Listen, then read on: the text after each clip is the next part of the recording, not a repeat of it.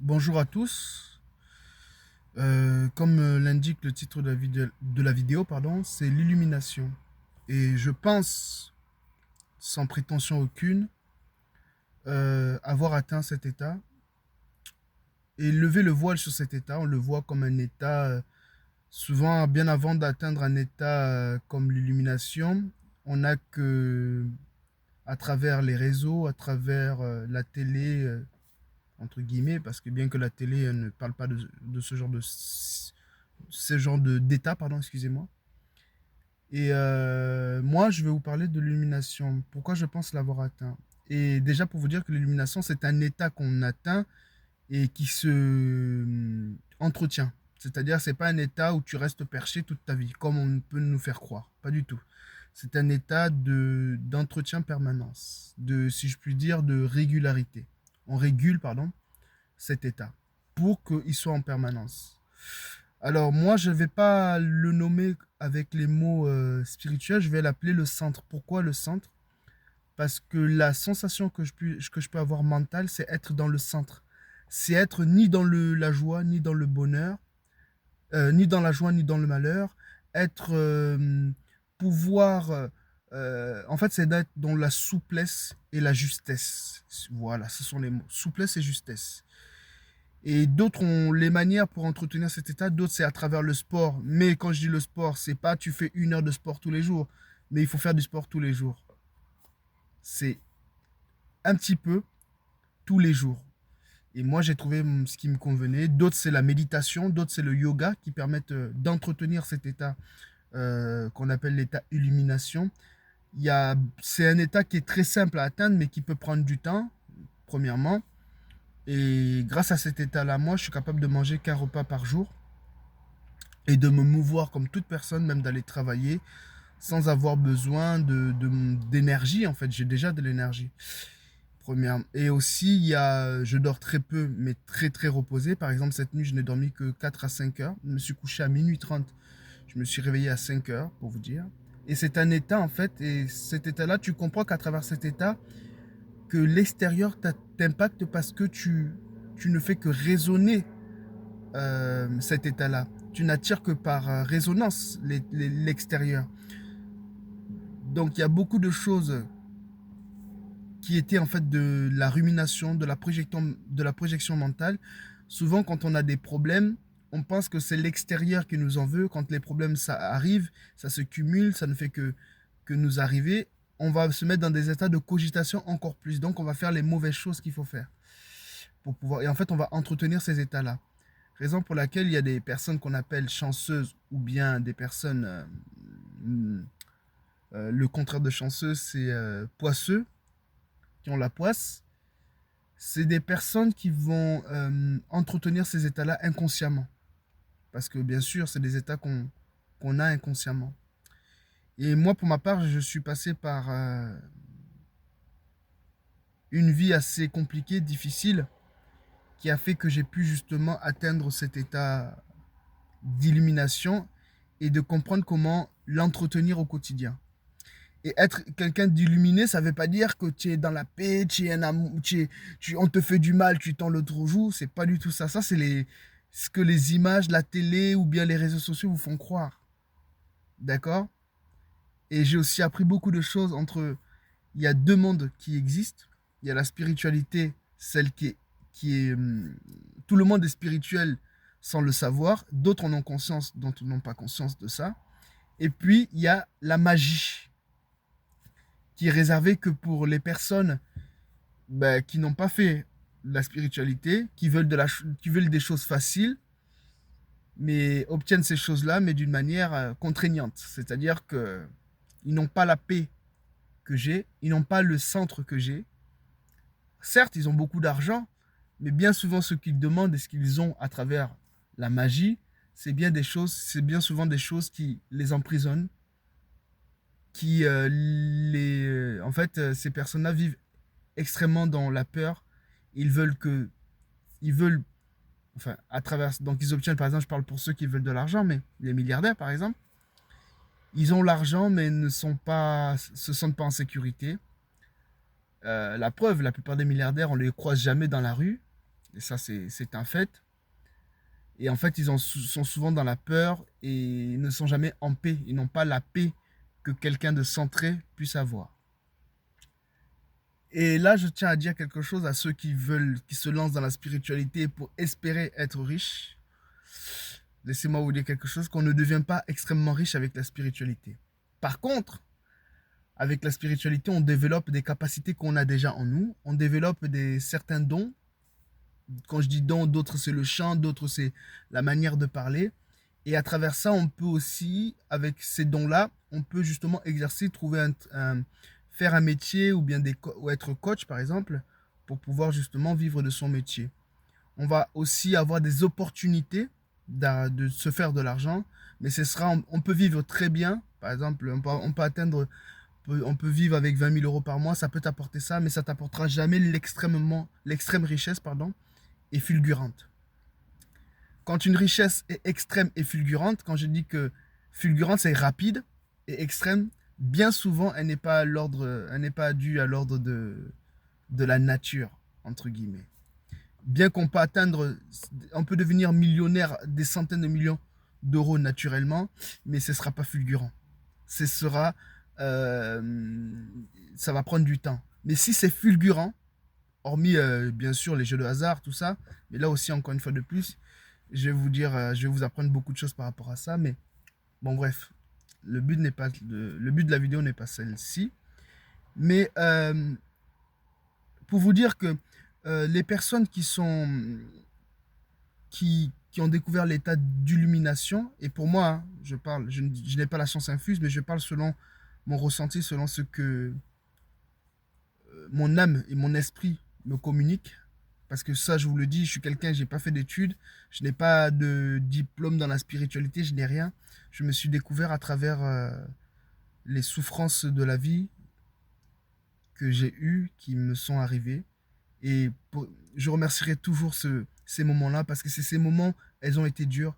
Des moments où j'ai pas eu à manger, j'ai dû passer 2, 3 jours sans manger. Et quand je dis sans manger, c'est vraiment sans manger, même sans boire parce que je ne pouvais pas me mouvoir. Je gratifie ces moments-là parce qu'elles m'ont fait apprendre. Elles m'ont fait me révéler. Elles m'ont fait me connaître. Elles m'ont fait connaître mon système intérieur. Et une fois qu'un homme se connaît comme moi je me connais, je peux vous dire qu'il y a déjà, on est très peu attaché, on n'a plus d'attache avec les humains. On aime les gens, mais on ne sera plus jamais attaché. Les gens passent dans notre vie et s'en vont, c'est ok.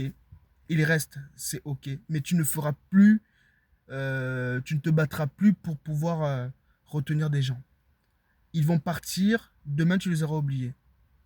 Et c'est ça la vraie liberté. La vraie liberté commence déjà par soi-même, c'est-à-dire que il faut que les choses nous traversent sans qu'on se raconte des histoires. Beaucoup de gens vivent des faux problèmes parce que c'est l'ego. Je prends un exemple, quelqu'un qui vient, il t'insulte, l'ego va commencer à transformer ça. Pourquoi il m'a insulté alors que la réaction qu'on doit avoir quand on est centré, c'est il m'a insulté, j'ai répondu, ça s'arrête là. Je rentre chez moi, j'ai déjà oublié. Et c'est ça le centre. Et bien souvent, on nous apprend à l'école, dans le système, qu'il faut se brosser les dents, que le matin il faut déjeuner, mais on ne nous apprend pas à rentrer dans le monde, dans le système, dans la société, en étant régulé, en ayant une protection. Pourquoi une protection? Pourquoi être régulé? Parce qu'on a souvent autour de nous et on rencontre beaucoup de personnes qui ont souvent des états nerveux euh, négatifs. Comme je dis négatifs, j'entends par ils sont tout le temps ruminés, ils sont tout le temps énervés. Tu as des gens le matin, dès qu'ils se lèvent, ils sont en colère, on ne sait pas pourquoi. Et ben, même si toi, tu n'es pas dans leur état, cet état peut t'impacter si tu n'es pas régulé mentalement, si tu n'es pas dans le centre. Et ça, on ne l'a pas appris. Alors que c'est des gestes à faire qu'on peut faire très simples.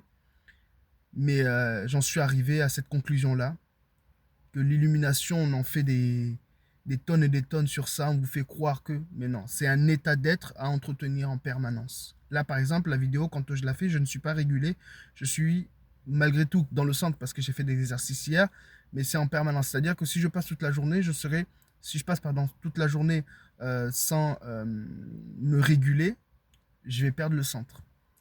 Et tu perds le centre, c'est simple. Pour savoir comment tu perds le centre, te confronter dans des milieux sociaux. Tu vas dans une grande ville, par exemple. Moi, j'ai de la chance d'être dans un petit village. Tu vas dans une grande ville et tu te confrontes sans chercher quelque chose. Et si tu arrives dans la ville, tu sens déjà que tu commences à angoisser, quelqu'un t'énerve sans rien, ou bien une situation t'énerve, là, tu n'es pas dans le centre. C'est comme ça que tu peux savoir que tu n'es pas dans le centre. Et ceux qui sont dans le centre sont très peu atteignables au niveau de la magie. Après, on n'est pas invulnérable. Mais le propre de l'illumination du centre, c'est peu importe les situations extérieures, ça ne doit pas changer mon état mental. Et le centre aussi, c'est se détacher du résultat. Quand tu fais quelque chose, souvent, beaucoup de gens ne réussissent pas dans les affaires, ne réussissent pas dans leur couple, parce qu'ils ont trop d'attentes. Ils ont beaucoup d'attentes, donc des projections pardon, mentales. Et en fait, le centre, c'est peu importe le résultat, je serai toujours vivant et heureux. Et au centre, pardon. Parce qu'on n'est pas, par exemple, être trop dans le bonheur, c'est l'euphorie, ce qu'on appelle, c'est pas bon. Être trop heureux, c'est pas bon. Être trop dans la rumination, être dans la rumination, le négatif, c'est pas bon aussi. Parce que les premières personnes à qui ça impacte, c'est vous-même. Ça vous impacte peut-être pas sur le coup, mais vous allez remarquer des successions de choses qui vous arrivent, de la poisse, tu vas marcher, tu vas prendre ta voiture, tu vas crever un pneu, alors que ton collègue, il passerait pareil, la même route que toi, lui, il va pas crever, parce qu'il est peut-être dans un autre état mental que toi. Et c'est pas que l'univers vous punit, c'est que on est des êtres créateurs, et ça, on ne le dit pas assez, on ne le répète pas assez. Tu es ce que tu es aujourd'hui dans ta vie par rapport à ton état mental, ton système nerveux. Et en fait, tu crées ta réalité à ton échelle. Quand je dis bien tu crées ta réalité, il y a des choses pour lesquelles nous ne sommes pas responsables. Mais par contre, nous sommes responsables de comment nous réagissons à ces choses-là. Là, oui. Et en fait, souvent, moi j'appelle ça des tests. Souvent, l'univers vient te tester à travers ça pour voir dans quel état tu te trouves. Pour voir aussi si tu peux accéder à un certain niveau de vie. Parce que beaucoup de gens veulent beaucoup d'argent, mais si moi, bon, j'appelle Dieu pour que la plupart des gens comprennent, mais moi je ne crois pas en Dieu, je crois en moi-même, c'est déjà suffisant. Mais pour que les lois qui nous entourent vous donnent cet argent-là, si elles vous donnent cet argent, ça peut vous tuer. Beaucoup vont dire, ouais, mais moi tu me donnes 1 milliard d'euros, je vais résister. Jamais. Si tu n'es pas dans un état de sens, l'argent va te dominer. Et quand l'argent te domine, tu deviens quelqu'un qui a peur de tout perdre. Et en fait, tu peux devenir fou pour certaines personnes. Et quand je dis de la folie, c'est la vraie folie.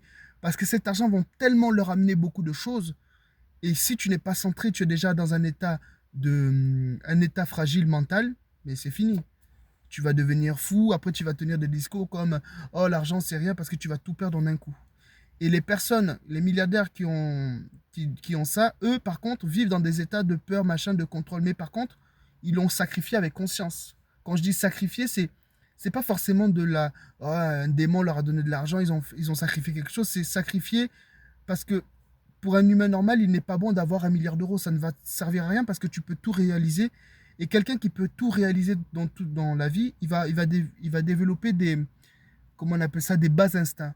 Contrôler des humains, ce que ça donne comme un peu l'affaire Epstein, comme vous avez pu peut-être le voir dans les réseaux sociaux et à la télé. Ça va donner des personnes comme ça parce qu'ils ont tout, du coup ils s'ennuient. Donc, pour trouver d'autres excitations, pour avoir de la dopamine, ils vont aller dominer d'autres enfants, d'autres personnes, ils vont manger des enfants, ils vont tuer, etc., etc. Je passe cette affaire-là.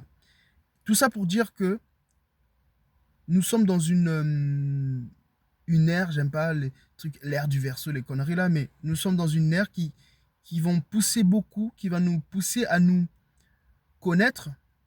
D'autres vont apprendre à se connaître dans la simplicité, dans le neutre. D'autres, ça va se faire par le malheur. Ils vont perdre par exemple leur travail, leur femme va leur quitter, ils vont se retrouver à la rue, etc., etc. Et ces personnes-là, ils vont apprendre dans la douleur. C'est malheureux, mais c'est essentiel. On arrive pour moi, un croisé des chemins où il va y avoir de plus en plus des gens qui la société va se scinder en deux. Il y aura des gens comme moi, invisibles, qui vont vivre sans travailler. Ils vont pas être riches, mais de toute façon, peu importe que je sois riche ou pas, mon état mental ne changera pas. Mais ils vont avoir le nécessaire. C'est le plus important. Et la vie est belle. Sur ce, bon, je vais m'arrêter là. Mais c'était juste pour parler de ce qu'on a pu s'appeler, ce que les gens souvent galvaudent de ce mot, l'illumination. C'est un peu comme le mot de le nom élu. Les gens parlent de l'élu.